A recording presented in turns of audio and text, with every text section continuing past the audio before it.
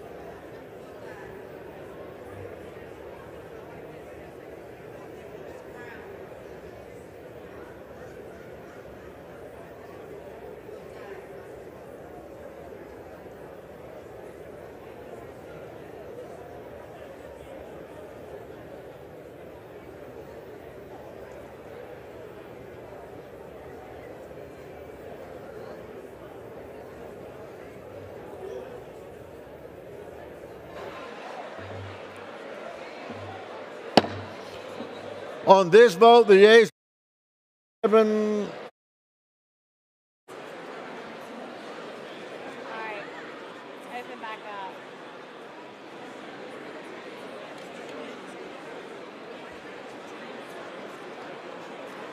You already voted.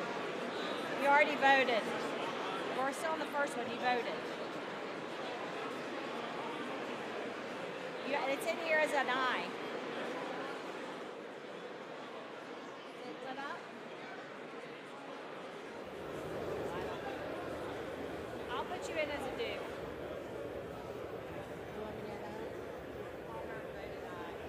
Mr. Palmer voted aye. Mr. Knott. Off, aye. On, no. Mr. Knott.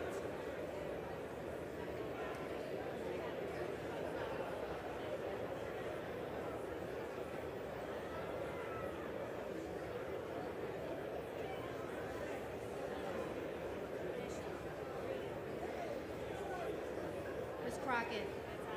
Votes aye.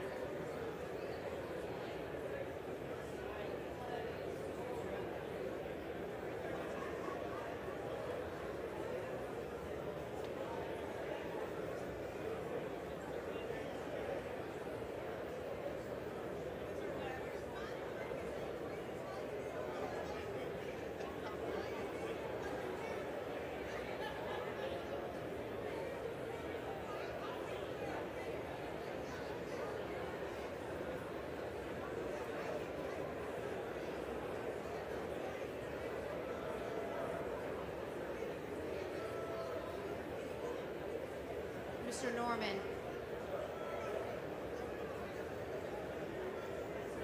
Votes no.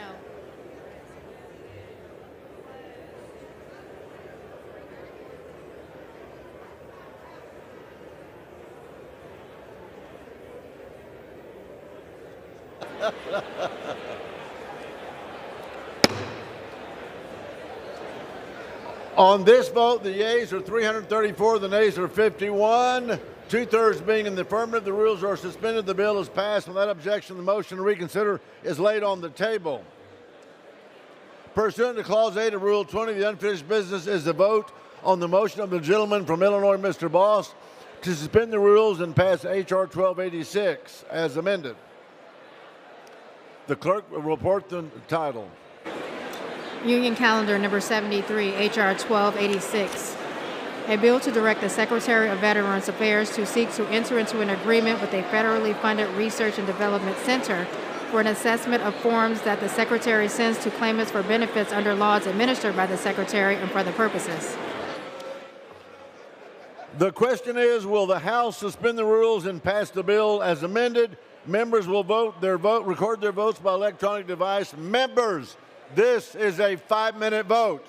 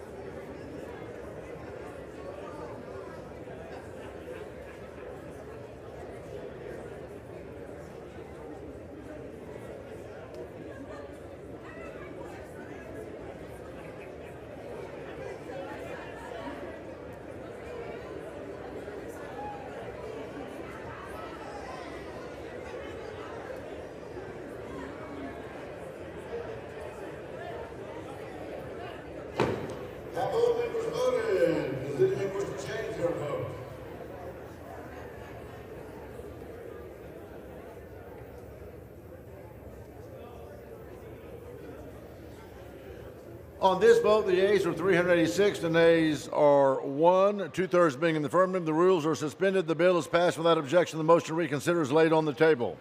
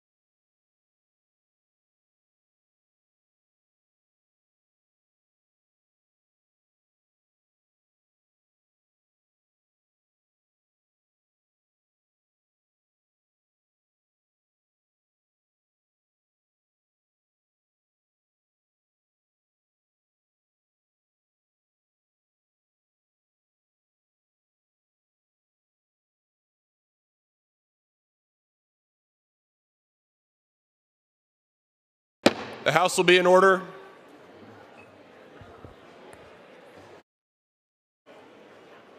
Couple more. For what purpose does the gentleman from Missouri seek recognition? Mr. Speaker, I ask unanimous consent to address the House out of order. Without objection. On Friday, May 16th, deadly tornadoes ripped across the heart of our country, leaving a path of destruction through Missouri, Kentucky, Illinois, Indiana, and Virginia. Dozens of lives were lost, families shattered, entire neighborhoods reduced to debris. In Missouri, we are grieving, and we know families in Kentucky, Illinois, Indiana, and Virginia are as well, facing unimaginable loss and the hard days ahead. Families who just days ago were living their everyday lives are now grieving loved ones, searching for the missing, and trying to put the pieces back together. In times like these, we must set aside our divisions, we remember our shared humanity, and we stand with our neighbors no matter the distance between us. Mr. Speaker, for those we've lost, those still fighting to recover, and the families forever changed by this tragedy, I ask my colleagues to join me in a moment of silence.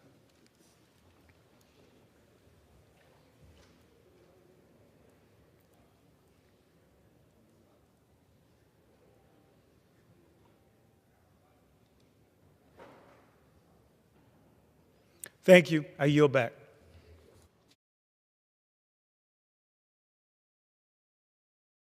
Chair will now entertain requests for 1-minute speeches.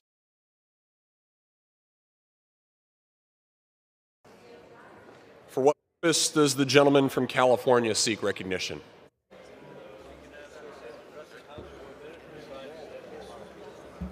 Without objection, the gentleman is recognized for 1 minute.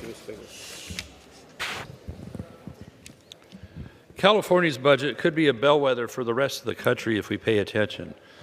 Governor Newsom there is planning to spend $11.4 billion in the 2025-26 budget to give free health care to illegal immigrants, which virtually matches the state's $12 billion deficit it's running. He could balance the books by ending that program, but instead they'll be cutting services for seniors, foster youth, and people with disabilities just to keep this giveaway going to illegal immigrants. Exactly why we need Medicaid reform. States shouldn't be allowed to game the system by expanding benefits to those who are here illegally while sticking taxpayers with the bill or cutting others. Hardworking Americans are paying more and getting less, while illegal immigrants cruise in and get more coverage. That's really, really backwards. At the federal level, we must draw a line. Medicaid should be for citizens and legal residents only.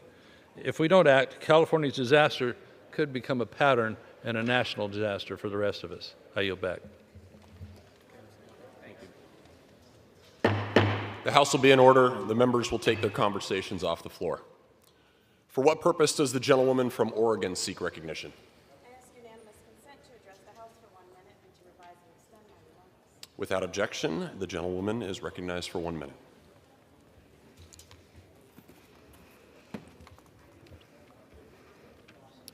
Mr. Speaker, Mr. Speaker, Mr. Speaker, this is Rose. She's 7 years old in the 1st grade, and she makes friends everywhere she goes. Rose was diagnosed with an ultra-rare genetic syndrome when she was just 3.5 and now uses a feeding tube and a wheelchair. Medicaid allows Rose to receive physical therapy, and thanks to this therapy, she's starting to take steps. Mr. Speaker, Mr. Speaker, Mr. Speaker, my Republican colleagues are working overtime to take Rose's health care away. It might be easy for people to strike through one number and write in another, take a little bit from here and there, but each of those numbers represents a person, a child like Rose, who will lose critical care so billionaires can have more money in their pockets. We cannot let them steal from our kids and our families. We will not. Mr. Speaker, Mr. Speaker, Mr. Speaker, I yield back. For what purpose does the gentleman from Virginia seek recognition? I ask unanimous consent to address the House for 1 minute and to revise and extend my remarks. Without objection, the gentleman is recognized for 1 minute.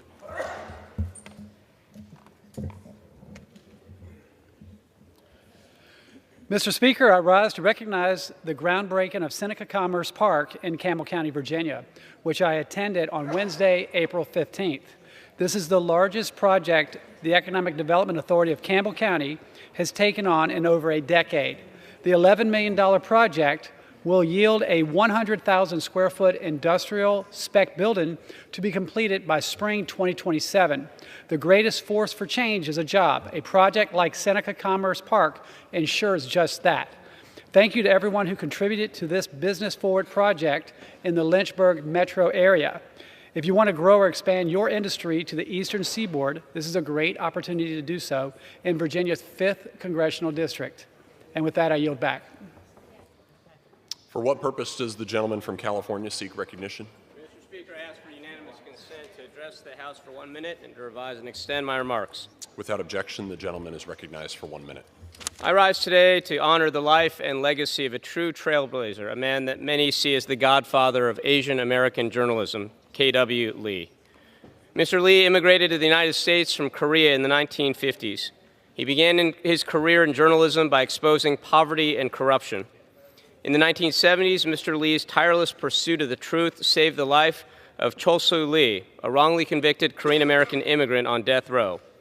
Later on, Mr. Lee founded Koreatown Weekly, the first national English-language Korean-American newspaper.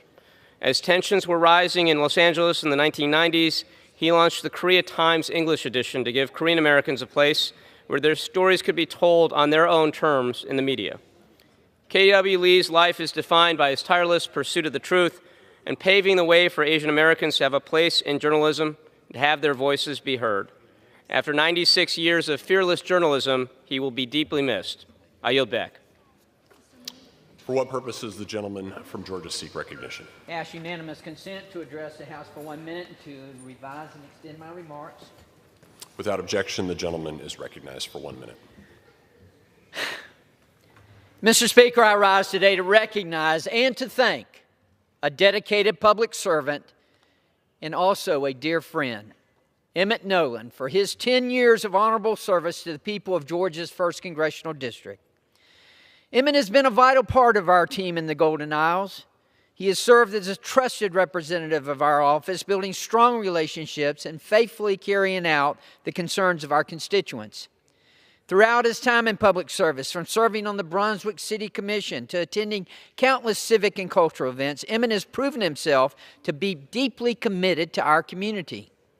He is often found not in the spotlight, but quietly supporting the causes and people that matter most. I've known Emmett since he managed my opponent's campaign for Congress. I had to get that in. Even then, his character, kindness, and grasp of the issues stood out. It's no surprise that he's become a mentor and a role model to others following in his footsteps. As he transitions to the private sector, I have no doubt Emmett will continue making a difference. Mr. Speaker, please join me in thanking Emmett Nolan for his decade of service to the 1st Congressional District of Georgia and wishing him every success in the next chapter of his life. Thank you, Mr. Speaker, and I yield back. For what purpose does the gentlewoman from Texas seek recognition? Mr. Speaker, I ask unanimous consent to address the House for 1 minute. Without objection, the gentlewoman is recognized for 1 minute.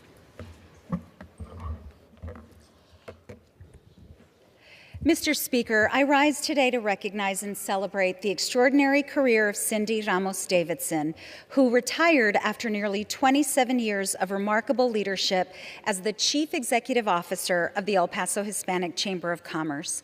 Under her leadership, the El Paso Hispanic Chamber became a powerful voice for small businesses, especially minority, veteran, and women-owned businesses. Cindy's vision was transformative.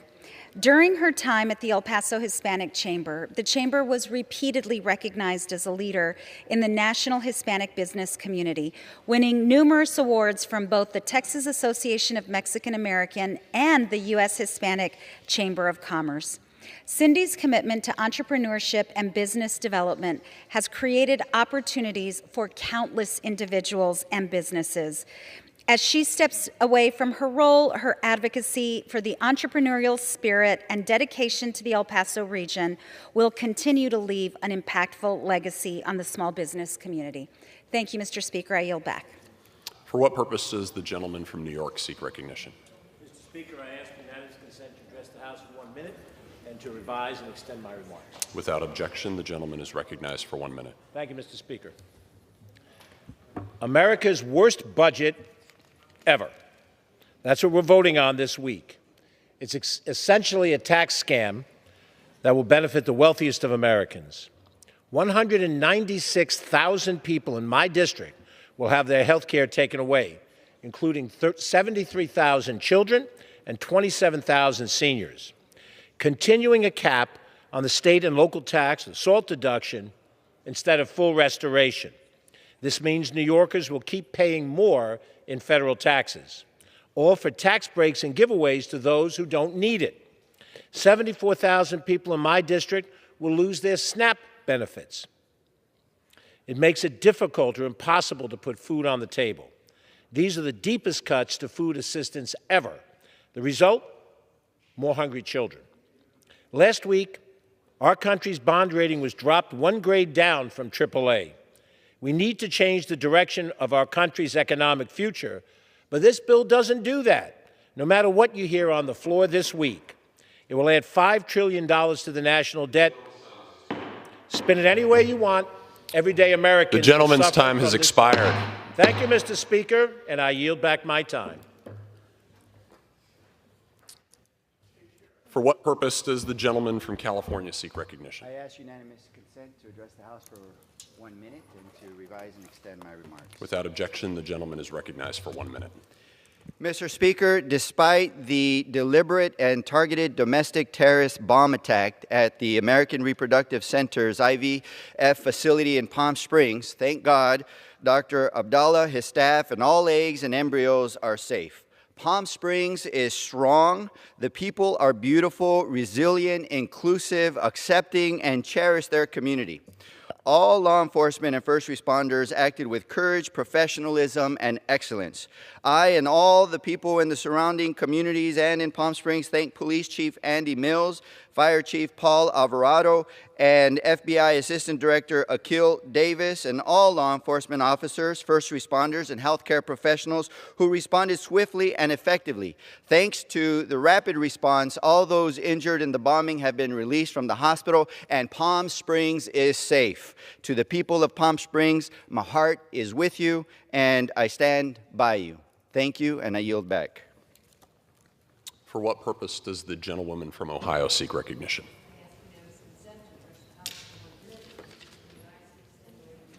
Without objection, the gentlewoman is recognized for 1 minute. Thank you, Mr. Speaker. I rise with a heavy heart after the deadly rail accident that occurred last night in our district in Fremont, Ohio. The incident took place near the Miles Newton Bridge above the Sandusky River around 7 p.m. This is a popular fishing spot during white bass season, and anglers come from around the country. Tragically, a family from Fort Wayne, Indiana, were walking along the rail bridge when the train began signaling its approach. We now know that 3 lives have been lost, with a 4th hospitalized in critical condition. While names have not been released, we know that a 58-year-old mother, her daughter, who was 38 years old, and a 5-year-old child were among the casualties. A 14-month-old child was saved from the water by a 16-year-old bystander who dove into the water to save the infant's life. I will continue to urge the National Transportation Safety Board to fully investigate this tragic accident. And I want to thank Fremont Mayor Danny Sanchez and rail union leaders for their full engagement. We all hope to provide more information in the near future, and our thoughts and prayers remain with the families of those lost and injured, the brave first responders, the medical personnel, locomotive engineers, and obviously Mayor Sanchez and the entire City Council of Fremont. Mr. Speaker, I yield back. For what purpose does the gentlewoman from California seek recognition?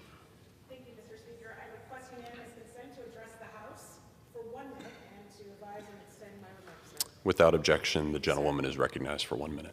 Thank you, sir. Mr. Speaker, I rise today to oppose our administration's attacks on our nation's nonprofit sector. Since January, our president has launched an all-out assault on our nation's nonprofits, threatening to pull funding and proposing executive orders that target our groups serving the good people of the United States, and with Republicans pushing a reconciliation bill that will not only kick off millions from their medical care, but also an administration has created an unprecedented attack, a power to revoke nonprofit status, a reconciliation bill that would allow the executive branch to revoke status from nonprofits that they believe are terrorist-supporting organizations without requiring evidence, meaning no due process. This vague provision in Trump's way, it's his way of targeting organizations that he opposes or just doesn't align with his agenda. Those are organizations that are doing right in our communities, and we have to say no. Thank you, and I yield back, sir. For what purpose does the gentlewoman from Massachusetts seek recognition? Unanimous consent to address the House for 1 minute, revise and extend my remarks. Without objection, the gentlewoman is recognized for 1 minute. Mr. Speaker, I rise in support of investing in every child's future. 6 years ago, I joined Senator Booker to introduce baby bonds legislation to disrupt the cycle of intergenerational poverty, close the racial wealth gap, and ensure every 18-year-old has the financial opportunity to go to college, to buy a home, or to start a business. Now, Republicans are stealing a good idea and twisting it. The so-called MAGA accounts in their reconciliation bill are intentionally designed to help the rich get richer, while poor children are left further and further behind. Their proposal would weaponize the tax code to exacerbate wealth inequality, ignore the expertise of economists, and penalize states and nonprofits that try to help low-income families. In America, a child born into poverty is likely to stay there through their adult lives. That is a policy choice, and a violent one. Our babies deserve better. Our babies deserve opportunity. I urge my colleagues to reject this regressive proposal and support true baby bonds. I yield back. For what purpose does the gentlewoman from Maryland seek recognition?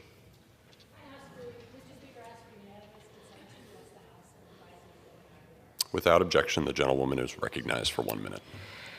Mr. Speaker, I rise today to thank the first responders and local leaders who have been working tirelessly to address the fallout from last week's major flooding in Allegheny and Garrett counties. Stormwater rushed through Westernport and Lonacone in western Maryland on Tuesday, washing out gas lines, damaging roads, bridges, flooding businesses, and even the local firehouse and library. When students and faculty were trapped in Westernport and Georges Creek elementary schools, swift water rescue teams answered the call, bringing more than 200 students to safety while waters rose. This flooding only underscores how important it is to fully fund FEMA and to make sure that FEMA continues to help those who are most struck by disaster. Severe weather events are hurting communities across this country at rates we have never seen before. While we are still assessing the damage, we know that federal assistance will be necessary for a full recovery. Although the road ahead will be challenging, Western Maryland will remain stronger because of the storm.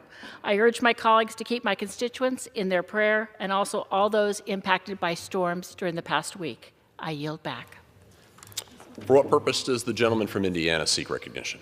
Mr. Speaker, I ask unanimous consent to address the House for 1 minute. Without objection, the gentleman is recognized for 1 minute.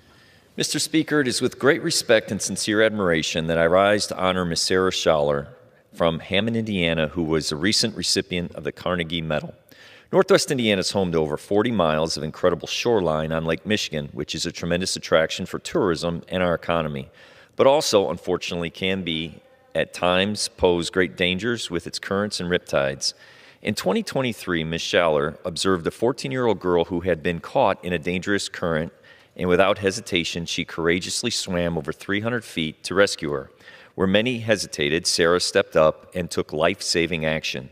The Carnegie Medal is awarded to civilians who enter extreme danger, risk death, or serious injury while saving or attempting to save the lives of others.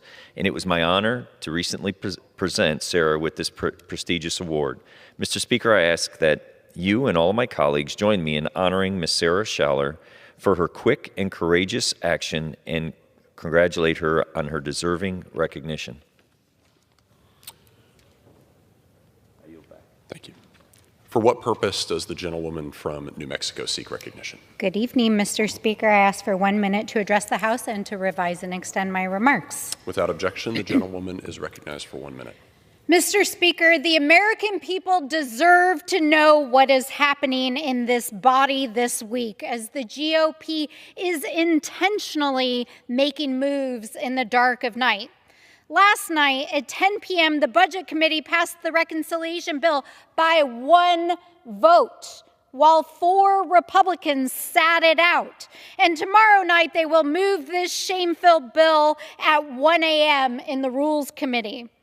What don't they want the American people to know? That their bill will take away health care from 13.7 million people, that it will take food out of the mouths of children, that it will gut environmental programs, that it gives giveaways to tech companies and their buddies, or that it increases taxes on working Americans who are struggling to put food on the table.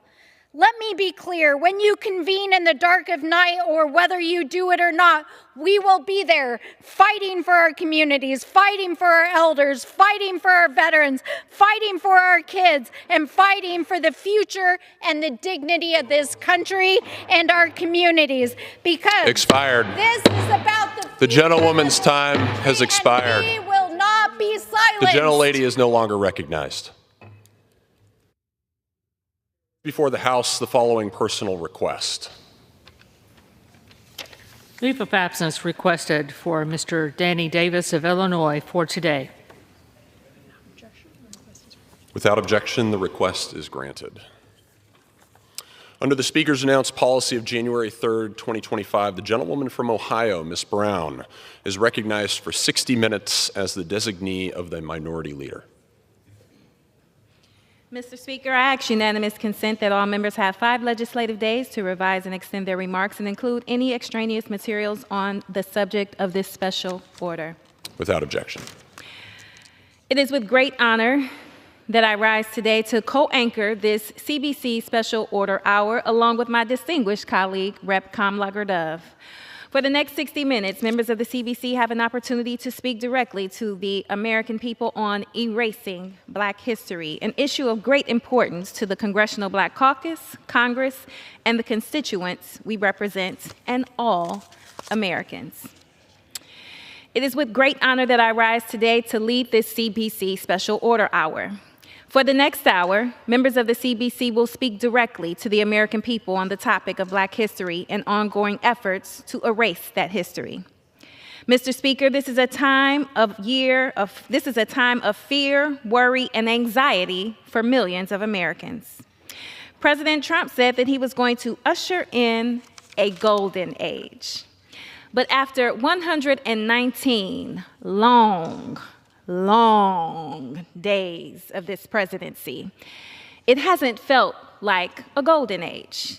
It's felt like a dark age, especially for Black Americans. President Trump and his administration have attacked diversity, equity, and inclusion programs in the government, in schools, and in the private sector. President Trump has rolled back anti-discrimination laws, and Trump has tried to freeze federal funds that benefit Black communities, including in my district, in my hometown of Cleveland, Ohio.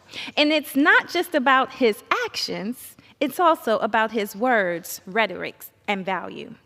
President Trump and his allies have blamed diversity, which is just code for Black people, for the January plane crash at Reagan Airport, for the South Carolina wildfires, the Francis Scott Key Bridge collapse in Baltimore, even the East Palestine, Ohio train derailment, and on and on and on. If something goes wrong somewhere, anywhere, in their mind, diversity, equity, and inclusion is to blame. In President Trump's vision, every Black American on the job, every woman, every immigrant is a DEI hire. A DEI hire who is blocking more qualified white men from the jobs and positions of power that are rightfully theirs. And President Trump has the audacity to talk about his agenda being about restoring meritocracy. They use that word over and over and over again in their executive orders. Meritocracy. The meritocracy of his Secretary of Defense, Pete Hegseth, an unqualified TV host, texting war plans to people by accident.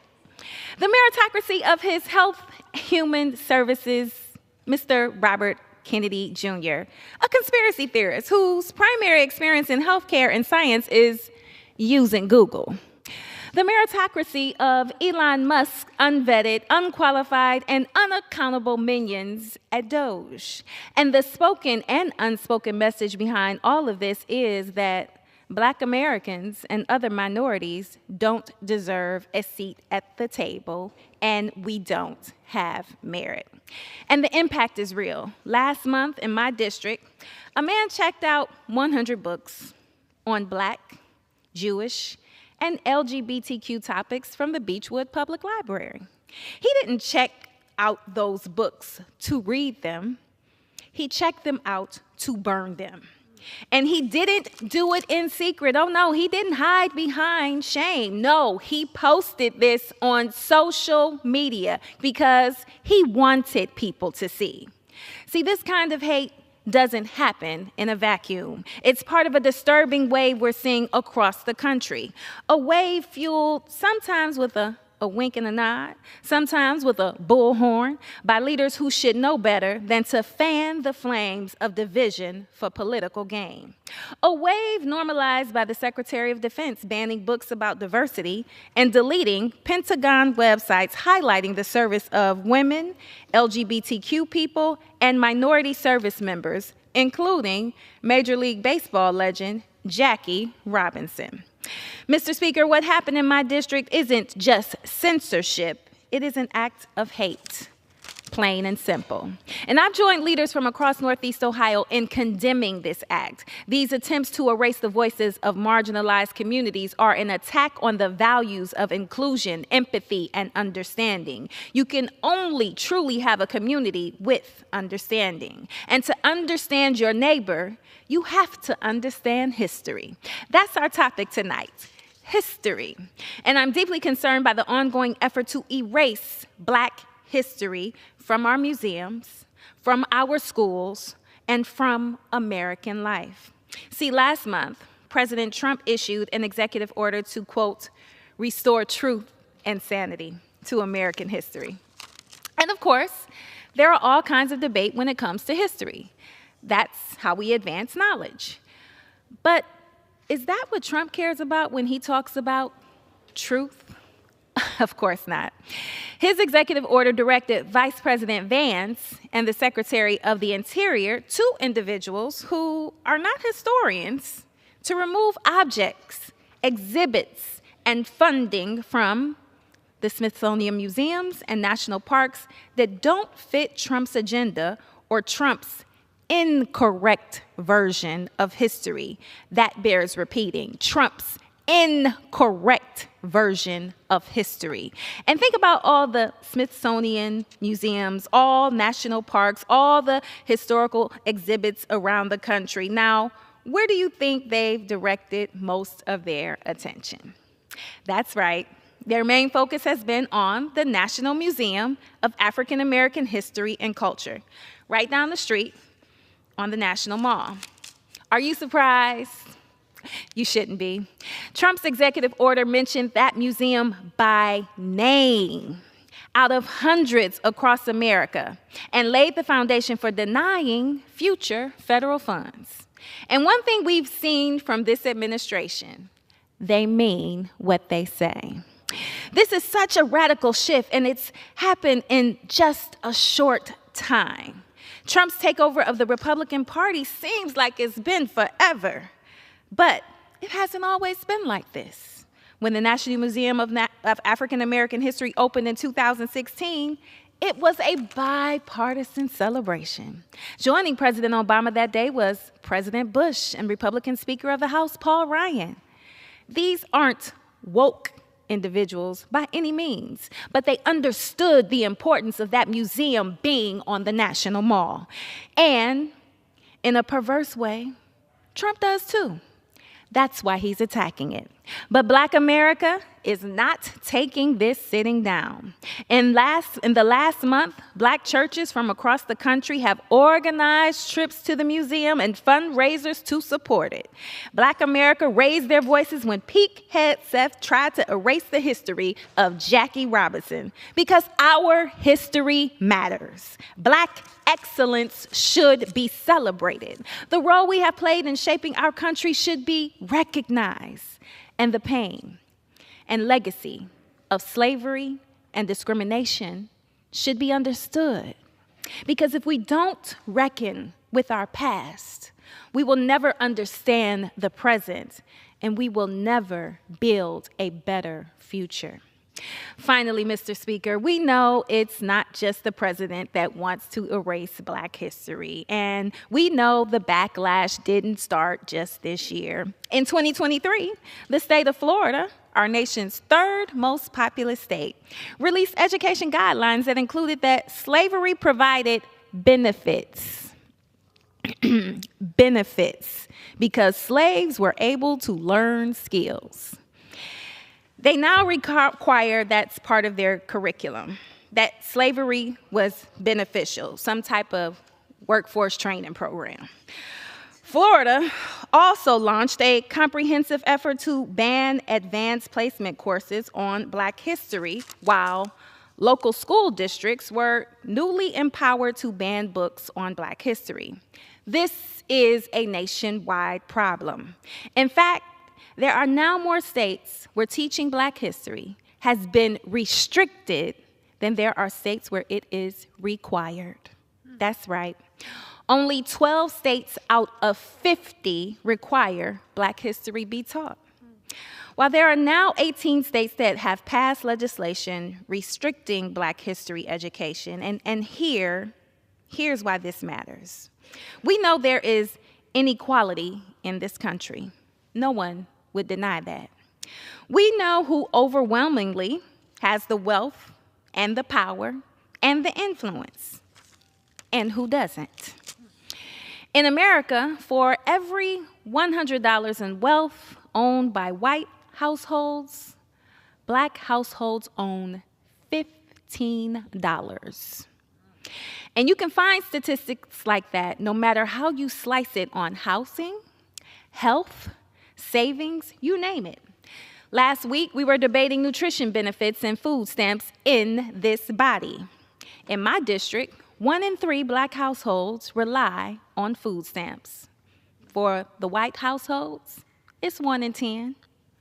And this is the heart of the issue. Do you recognize, like I do, like my CBC colleagues do, that this discrepancy did not happen by accident? It didn't happen by accident. It happened by design. Or do you deny and think that all the racial inequality in this country is really the fault of Black people? That's really the argument. And the only way you can make that case is to erase history, whitewash history, and rewrite history. That's why history matters. That's why our museums matter. That's why our books and our literature and our experiences matter. And that's why we are going to keep fighting back. So I'm honored to lead this special order hour tonight. And with that, I want to yield to my friend, the Honorable Gentle Lady from California's 37th District, Miss Sydney Kamlager-Dove. Well, thank you to my colleague from the great state of Ohio, Congresswoman Shontel Brown, and the Congressional Black Caucus for organizing this special order hour. Tonight, I, along with my colleagues, rise to talk about something that should terrify every freedom-loving American: the coordinated, relentless Republican campaign to erase Black history, to erase American history, yes, to whitewash the truth and silence our stories. Donald Trump called for patriotic education instead of honest education. This is a dangerous euphemism for censoring Black pain, Black resilience, and Black excellence from the classroom. And since then, over 1,500 books have been banned in public schools and libraries across this country. And more than 40% of them feature Black authors or Black characters. What kinds of books, you ask? Well, I have some for you.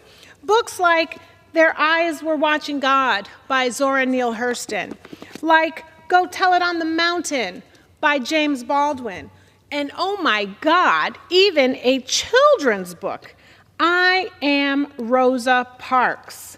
I mean, why are you trying to erase a book written for babies to help them learn their history?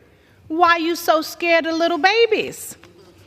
Books that we have all read in school, books that we have all checked out in libraries, books we have all discussed in book clubs, books we have all shared with the little ones in our lives. And why this ban? Because when you erase our history, it is easier to erase our progress. Trump and his MAGA allies want our children to grow up ignorant of the truth and of who they are. They are trying to scrub federal websites. They are scrubbing federal websites of any mention of Black contributions to science, literature, politics, or innovation. And let me tell you, the list is long because we have been in this thing for hundreds of years, bringing innovation and progress to this country. And all I have to say to that is, wow, Mr. Speaker, just wow.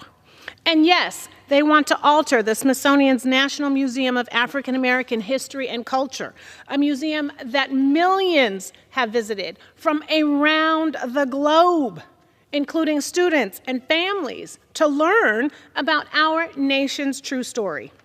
And all because they don't agree with how their ancestors and how they have been portrayed. So don't be mad at me, because you don't like you. Let me say that again. This president is trying to erase institutions, literally. And you know what, Mr. Speaker? That's just a weak move. That's a punk, weak move. He has said he wants to get rid of every policy, every agency, every grant, and every effort related to DEI, diversity, equity, and inclusion. Sounds to me like somebody who's scared of the truth. That means rolling back protections against discrimination, removing mentorship and workforce programs aimed at closing opportunity gaps, and wiping clean any official recognition that America ever wronged Black people in the first place. And you know what? Guess what? You ain't got to be that afraid. We still here. We ain't going nowhere. This isn't just about politics. And while Trump and House Republicans are busy erasing our past, they are also working overtime in the dead of night to erase and destroy our future. Mr. Speaker, we know this White House is serving the billionaires in this country, but the House okay? This body is supposed to directly serve the people. And instead, the majority party has decided to serve Donald Trump. And that is the problem. How are Speaker Johnson and House Republicans serving the president? Well, I'm glad you asked that, Mr. Speaker, even though you didn't, but you know you want to. So that's when I'm going to pivot to the so-called big, beautiful bill. Or how about the billionaires backstabbing bill? A nearly 400-page monstrosity, here it is again, in small font and fine print, and designed with one goal in mind: to enrich billionaires and punish working families, especially black families. So let's start with the numbers. $880 billion in cuts to Medicaid, a rollback of SNAP and nutrition assistance, hitting black and brown communities the hardest. In 2023, over 25% of black households relied on SNAP benefits, and a whole bunch of other groups relied on SNAP benefits too. No meaningful investment in housing, and while over 40% of black renters are cost-burdened, this bill offers nothing, nada, zip, to ease the affordable housing crisis. A plan to unravel Social Security as we know it, directly harming the nearly 5 million black Americans who rely on those benefits in retirement. And to top it off, a permanent tax break for billionaires like Elon Musk and the president. That's right. While they strip away health care and housing, they are cutting taxes for billionaires with private jets and yachts and $400 million planes. And to be clear, less than 15% of constituents in every single congressional district, red and blue, less than 15% of constituents in every single district support cuts to Medicaid. And Mr. Speaker, you read this. Moody's just downgraded the U.S. credit outlook. You know what that means: higher interest rates, more expensive loans, deeper household debt, more expensive money.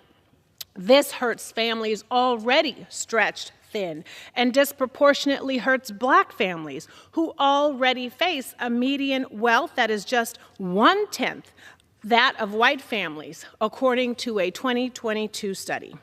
So when this president and MAGA Republicans say they want to help the American family, we have to ask, which American families? Because the regular families I represent in South Los Angeles, Culver City, Ladera Heights, and all across the 37th Congressional District in California are not being helped by this bill. They're being targeted. And just to reiterate, I have 700,000 constituents in my district, like every other representative. I have 470,000 constituents that will be kicked off Medicaid if this bill is passed. Okay? My constituents are being told, you don't deserve to learn your history. You don't deserve access to health care. You don't deserve decent housing. And you definitely don't deserve a tax system that's going to treat you fairly. Well, Mr. Speaker, the American dream should not be reserved for those with a trust fund or a Mar-a-Lago membership. The American story should include all of us, our ancestors, our struggles, our resilience, our achievements. We cannot build a just future on foundations of lies and fear and erasure. The real question is, why are you so afraid of us? Because you certainly try to get our hair, our men, our body types, our culture, our food. You want us as friends and validators, and quite frankly, it is exhausting having to navigate all of the insecurities of those trying to erase us.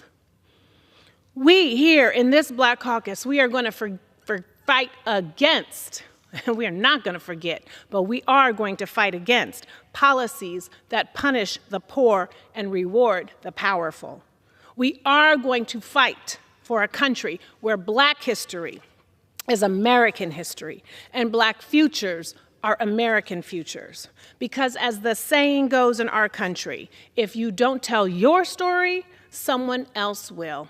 And you best believe they will get it wrong.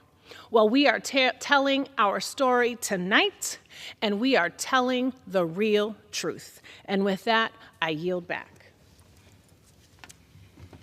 And now, Mr. Speaker, it is my privilege and pleasure to yield to the Honorable Mr. Troy Carter from the state of Louisiana.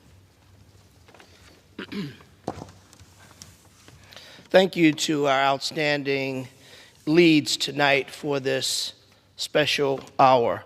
Mr. Speaker, thank you.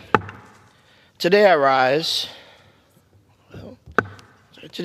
in support of our museums, our cultural institutions.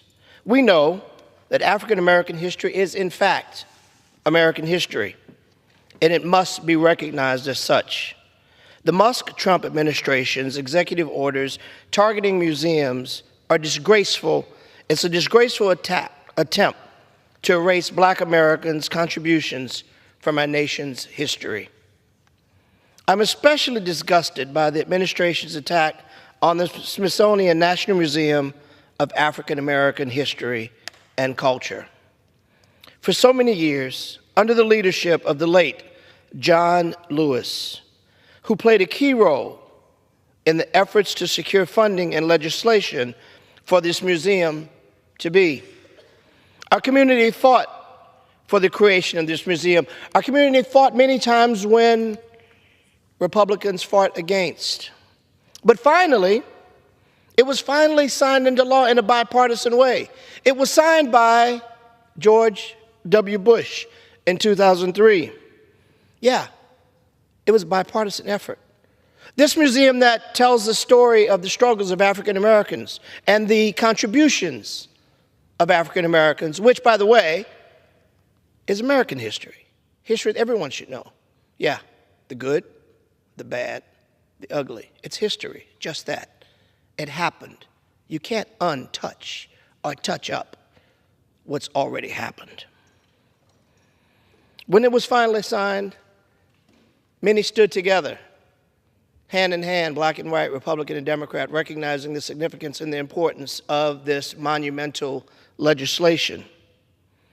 So I ask you, why was it okay then for Republicans, Black and white, and Democrats, and independents to stand together hailing the importance of this international museum of history that recognizes the contributions of African Americans, the pain, the suffering of African American community?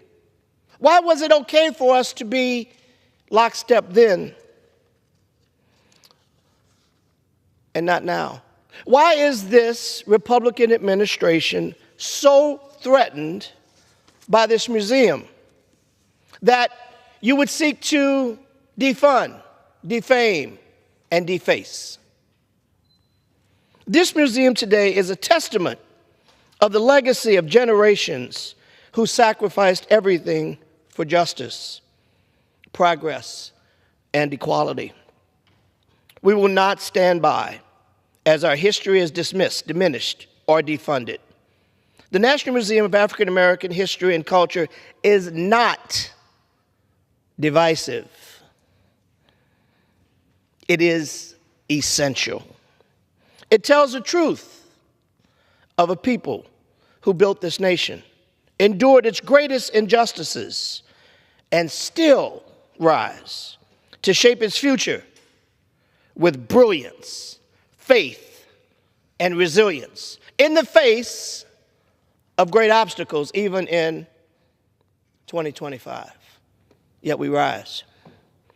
When they chose to target museums that honor Black history, they're engaging in a deliberate attempt to silence the truth and to erase the past.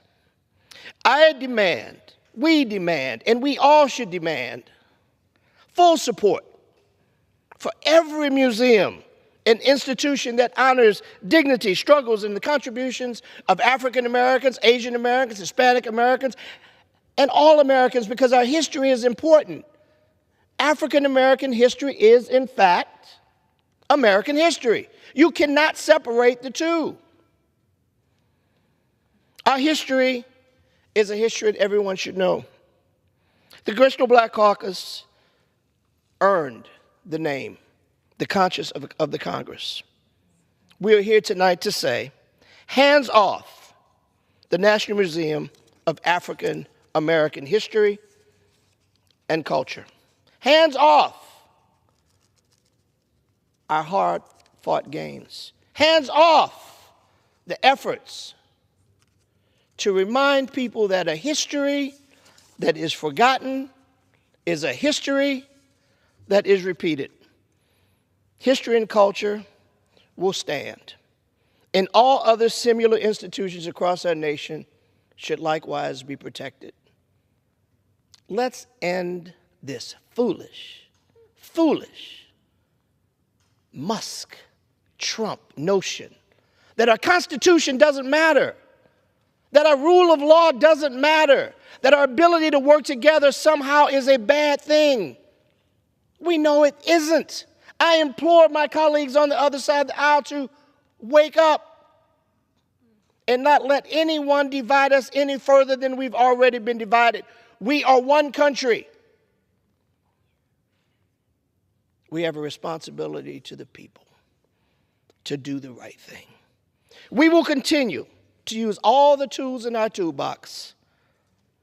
You've heard me speak of the 3 C's: the Congress, the courts, and the community. And we will use every one of them, and we will continue to fight until victory is won. I yield.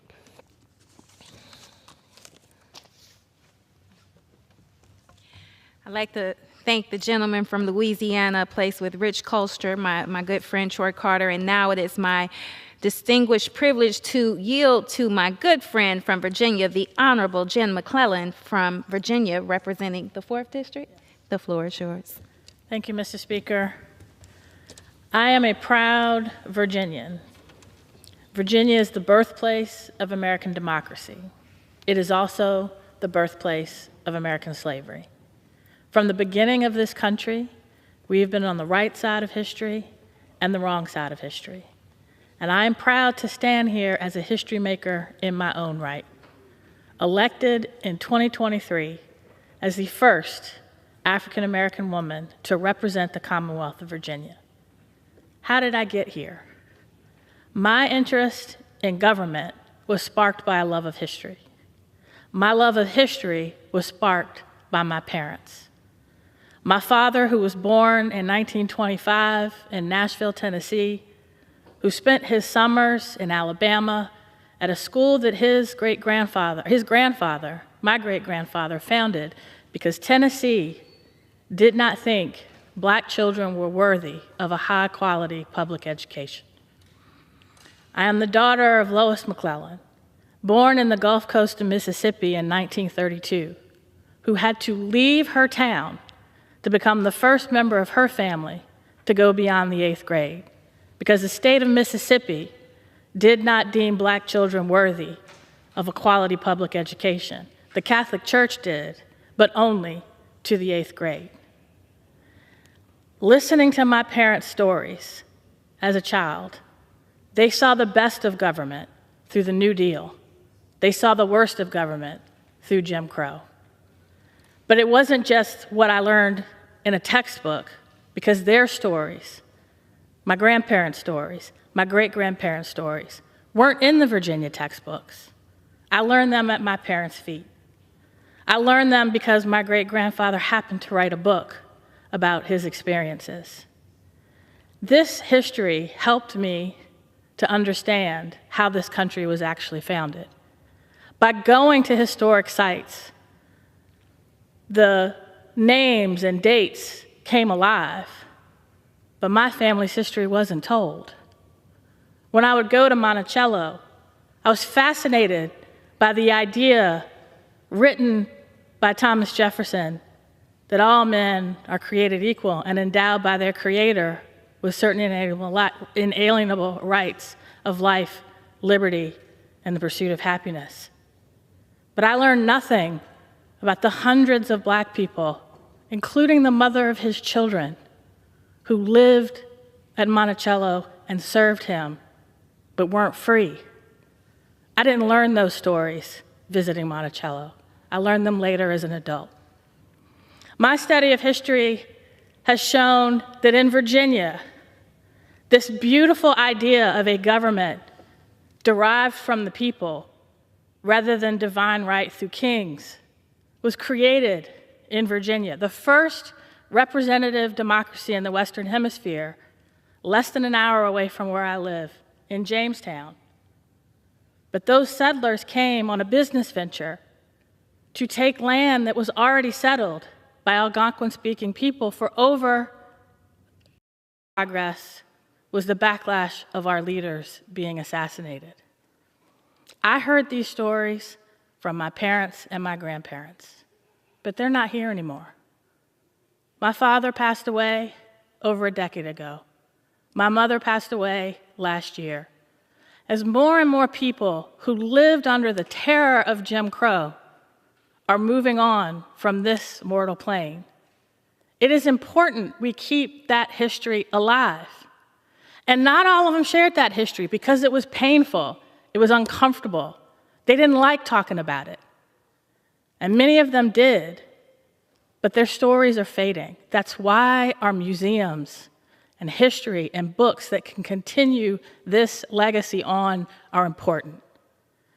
Because I can't quite explain to my now 10 and 15-year-old children in quite the same eloquence that my parents did. I can't explain what they went through the same way. But when they were here for spring break earlier this year, and we went to the African American History Museum, watching that history come alive through my children again, I felt my parents with me. I felt my grandparents with me. I felt my great-grandparents with me. And as I stood in the exhibit on the middle passage, thinking about what somebody in my family lived through so that I could be in here in this moment and fight this latest backlash to erase our history. Somebody survived being chained in the bottom of a slave ship with hundreds of other people from Africa to Virginia. But I don't know who they are. I don't know who their children are. I don't know who their grandchildren are. Because in my father's family, we can only trace back to his grandparents. Because before that, no one deemed it important to write down the names of the people they enslaved. That is why this is personal for members of the Congressional Black Caucus. But it is important to our country to heal. Because the American people are family. And like every family, we've suffered trauma. And like every family, if you ignore the trauma, if you bury the trauma, it doesn't heal. The only way it heals is when you acknowledge what happened and you learn from it. And that's why every time there's a backlash and it involves propaganda to erase what happened and the truth, it doesn't erase it, it buries it. And the trauma flares up. And that's why do you think the Russians in 2016 decided to choose race as the scab to pick at? Because in this country, we have never truly healed. And until we talk about all of our history, we will never heal as a country. And we will never live up to the ideals upon which we were founded. But the Congressional Black Caucus will fight every day to make sure that our stories are told, that all American stories are told, whether they are uncomfortable or not, because they happened. And they made us who we are as a people. It made us who we are as a nation, and we cannot run from it. With that, I yield back. I want to thank the gentle lady for her personal and powerful story about the benefits of history as well as healing. It is now my privilege to yield to the Honorable Glenn Ivey from the state of Maryland. Mr. Ivey. I want to thank my colleagues, those who are hosting this event today, from Ohio, from California, my colleague from Virginia who just spoke, which I hadn't actually planned on talking much about that, but after my family moved from North Carolina, we moved to Virginia. And one of the things I recall was Virginia history. So we had our history book, and interestingly enough, it started with Jamestown and Williamsburg, obviously. Then it kind of skipped ahead to the Civil War. And the focus of the Civil War, there was no mention of slavery in between the two, by the way, or barely any. The focus of the Civil War was what they called the great Confederate generals, Robert E. Lee, Stonewall Jackson, and the others. And it talked about how great they were as generals and the fact that if only they'd had an equal amount of supplies to the Union generals, they would have been able to win the war. And the war they called the war between the states, and in some instances, the War of Northern Aggression, which is a little hard to imagine these days. But that was the school book I learned from in my public school in Prince William County. And the interesting thing about that, we've seen what the effort was with respect to the attempt to change history that came in the United States after the Civil War, after the African American community was liberated from slavery, and there was a chance to have the opportunity to vote, to participate fully in the community, in the nation. And that was overturned, essentially, by a deal that was cut between the North and the South after President Lincoln was assassinated. And it led to the segregation of African Americans across the country. And what went side by side with that was the obliteration of the actual history of what had led up to that point. And the twisting of history to argue that, essentially, African Americans couldn't be trusted to be voting people in the democracy, that in some instances they even claimed that African Americans belonged in chains, belonged in slavery. And as you heard earlier, the suggestion, I think that was from the Florida state government, not 150 years ago, but recently, that African Americans actually benefited from being enslaved. Now, we all know how silly that is, or I guess our colleagues necessarily, maybe not in Florida, but it's a ridiculous statement, and it's the kind of erasure and twisting of history that I think it's critical for us to make sure we fight against. My mother was a librarian. My mother-in-law ended up being a librarian, so we had a heavy concentration of the focus on books in my family during that stretch, and the importance of history. So I thought I'd give a couple of examples of some of the issues that had popped up with respect to what the Trump administration has done. This is the executive order by President Trump that was issued in March, and it was entitled Restoring Truth and Sanity to American History. But the reality is it wasn't about restoring truth and sanity to American history. It was really about hiding and deleting and whitewashing American history. Now, one of the things they did in their first steps was to go to the Naval Academy. I guess an executive order was issued, and the Department of Defense focused on this in part. And the Naval Academy, in response to that executive order and those directions from the White House and the Pentagon, pulled a book called I Know Why the Caged Bird Sings from the bookshelves at the Naval Academy. That was by Maya Angelou, who was one of the most respected writers in American history. If I recall correctly, she was one of the poet laureates as well, and spoke at one of the inaugurations as well. Now, what I thought was interesting about that was, even though they pulled Maya Angelou's book from the shelves, and the book, by the way, was about, it was an autobiography, and it talked about her rise, her growth as she was raised in the South, and the terrible things that she went through, including sexual assault and racial discrimination issues, but how she rose above it. In fact, a later book that she wrote based on one of her poems is called And Still I Rise.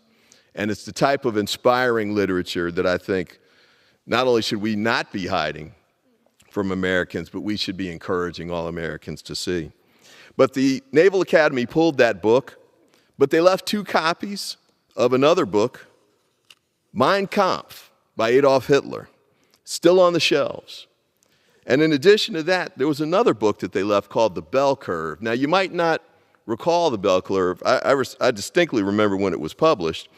But The Bell Curve argued that black men and women are genetically less intelligent than white people. And that's still on the shelves at the Naval Academy. But the book that critiqued The Bell Curve, that was pulled. This is what we're getting from the Trump administration. So about of the books that they reviewed, they called for them to review, I think it was 900 books approximately, and they reviewed those books. And the group that did the review, based on the request from the Trump administration, based on the executive order, ultimately resulted in nearly 400 books being selected for removal from the Naval Academy's library. 400 books. Now, what I thought was interesting about that was the person the library is named after, Admiral Nimitz, actually held a totally different conception about what should happen with respect to the sharing of information and books. In fact, he founded the library for this 179-year-old institution in Annapolis, Maryland. I represent Maryland. I'm proud of the Naval Academy in Annapolis, but this is a low moment in the history of the Academy, I must say. And, in response to this decision, one of its alums, Admiral James Stavridis, said, "The Pentagon might have had an argument if midshipmen were being forced to read these 400 books." And by the way, he's an author, an Academy alumnus, and former commander of all U.S. forces in Europe. But as I understand it, they were just among the hundreds of thousands of books in the Nimitz Library which a student might opt to check out. What are we afraid of keeping from them in the library? I couldn't agree with this question more. Book banning can be a canard, he continued, a canary in the coal mine, and could predict a stifling of free speech and thought. Books that challenge us make us stronger. We need officers who are educated, not indoctrinated. General Mark Milley, not a fan of the Trump administration, and certainly the feeling seems to be mutual. But you may recall back in June 2021, this issue came up where they were challenging him with respect to something that was called critical race theory. And we won't go into all of that, but keep in mind that K through 12 schools never taught critical race theory. But in any event, they brought it up with General Milley. And he said, I've read Mao Zedong, I've read Karl Marx, I've read Lenin. That doesn't make me a communist.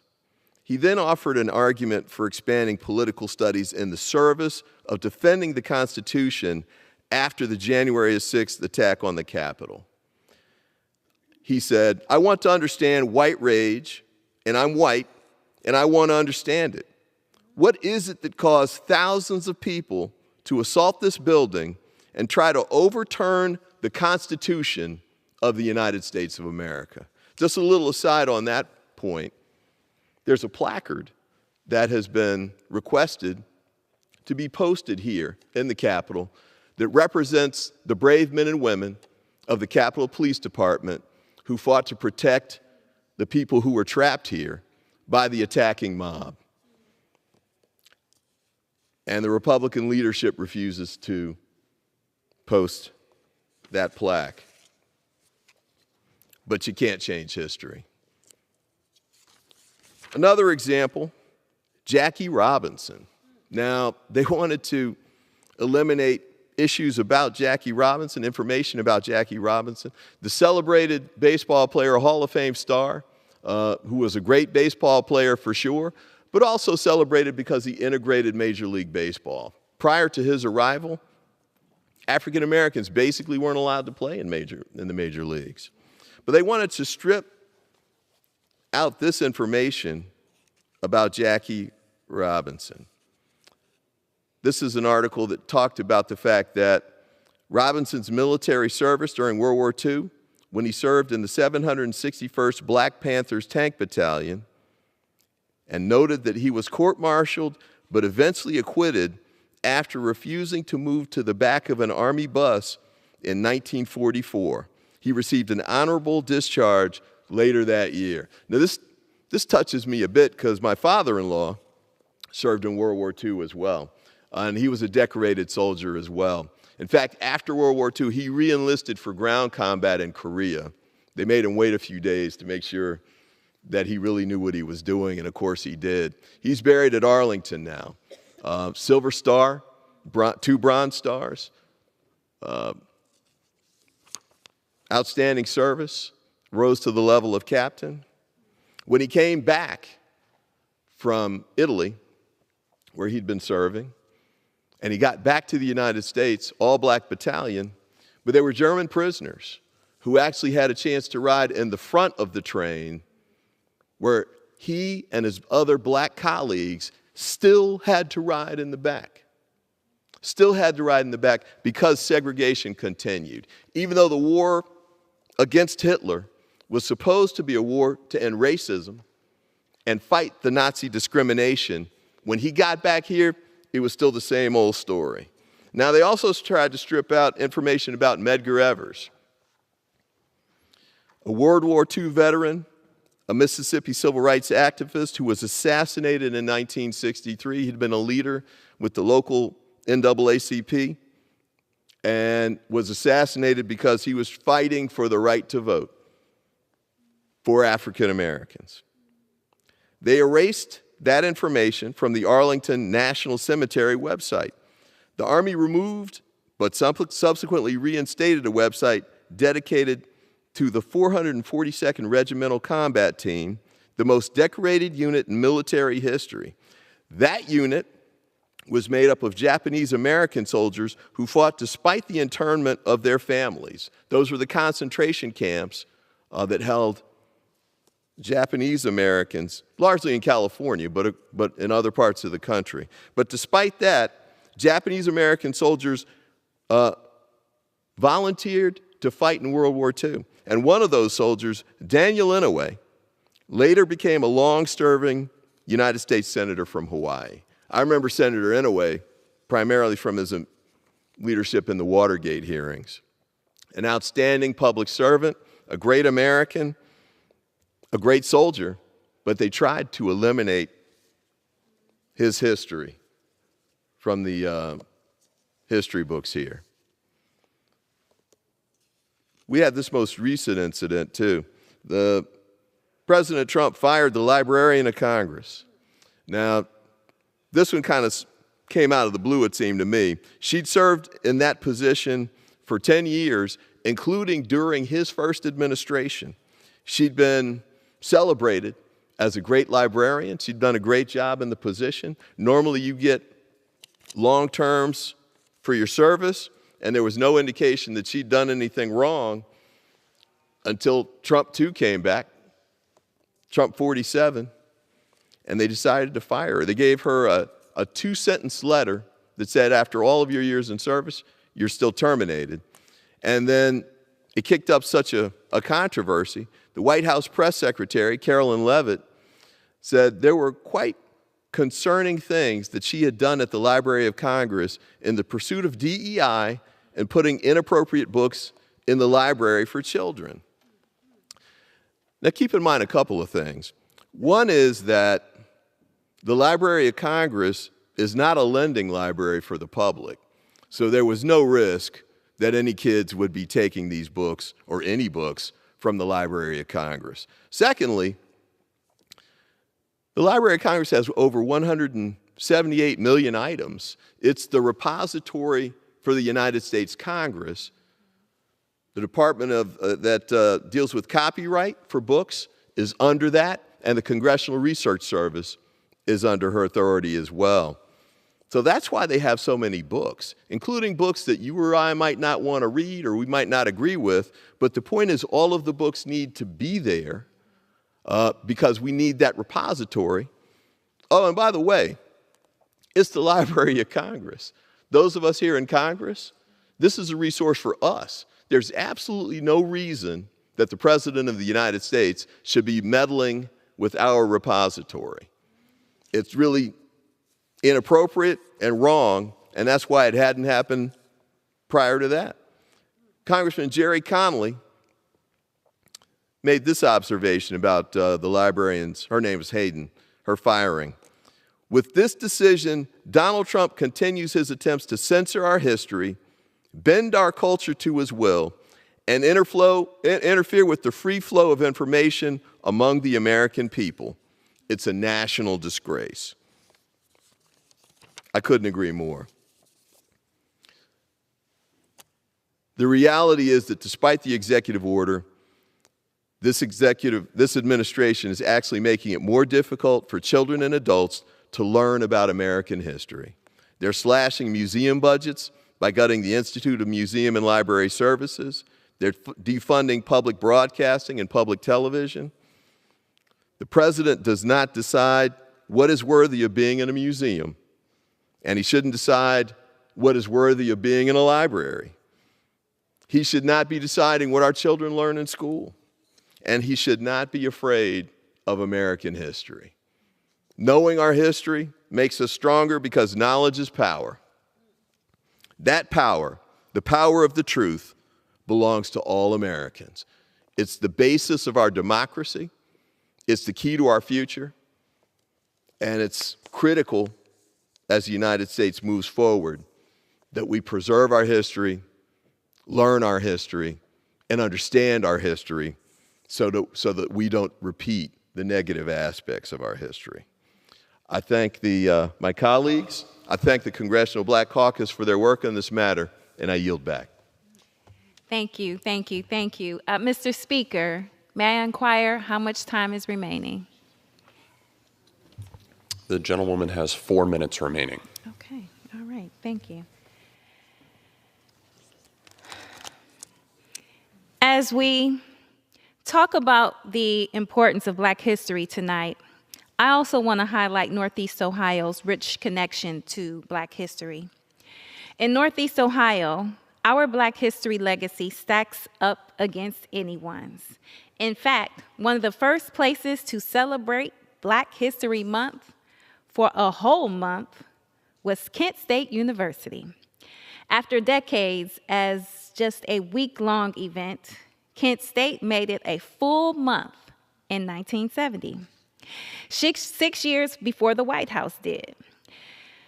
Northeast Ohio is also home to the great Jesse Owens, who smashed the myth of white supremacy on a global stage right under Hitler's nose at the 1936 Berlin Olympics. Northeast Ohio has shaped the life and stories of Nobel Prize-winning author Toni Morrison and the poet Langston Hughes.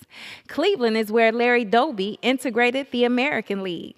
Carl Stokes made history as the first Black mayor of a major city, and where Garrick Morgan invented the traffic light. Black leadership from Cleveland also changed the calendar.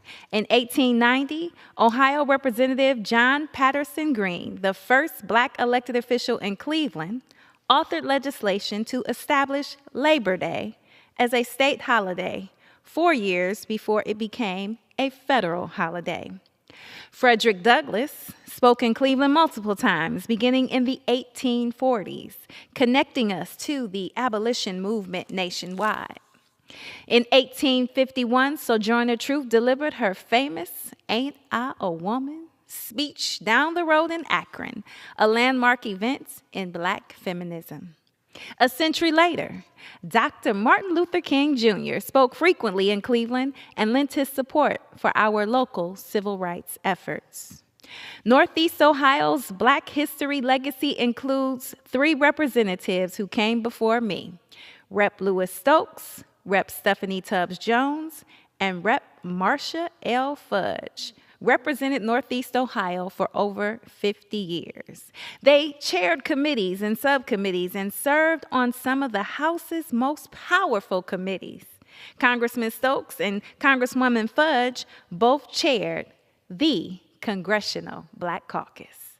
In 2021, Congresswoman Fudge was confirmed as the Secretary of Housing and Urban Development and the first Black woman to lead the agency since the 1970s.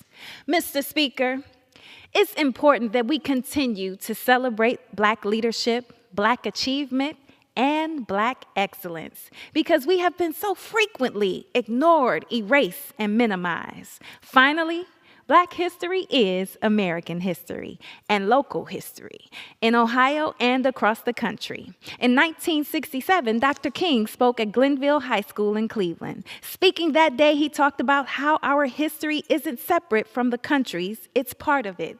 He said, abused and scorned as we may be, our destiny is tied up with the destiny of America. Speaking in Cleveland, Dr. King concluded with a simple message which should be our charge today. We must keep moving. We must keep going. That's the goal of the Congressional Black Caucus, to keep us moving forward. And with that, Mr. Speaker, I yield the balance of my time. Oh, I'm sorry. May I unyield the balance of my time? Does the gentlewoman have a motion? Yes. Before I make my motion, I do want to say this. As my colleagues and I have highlighted over this past hour, how this administration is intentionally attacking Black history, which is an attack on American history. The gentlewoman's time has expired. We will not allow this attack to continue.